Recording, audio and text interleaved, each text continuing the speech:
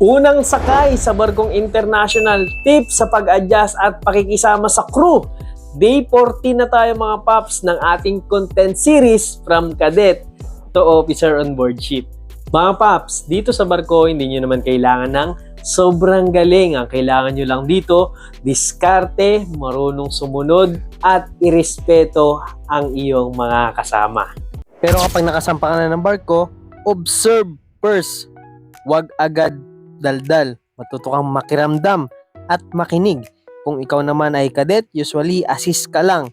Tandaan mo mga ginagawa nila. Pwede mong picturean para may reference ka sa susunod.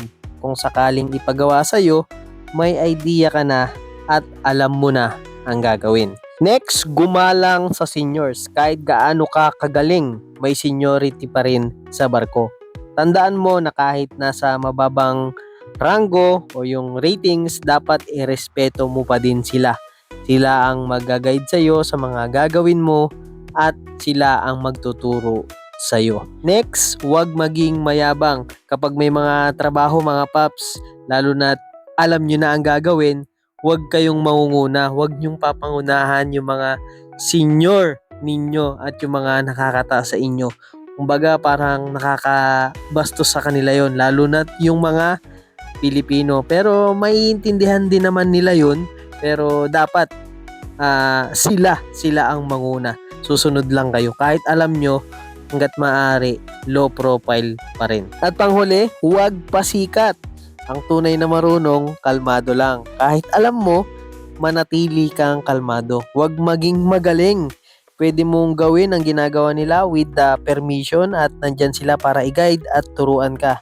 Mas gusto nila yung ikaw ang gagawa para less trabaho sa kanila. At the same time, matututunan mo. Pero, nandyan yung presensya nila. Tandaan mo, mas okay na hands-on.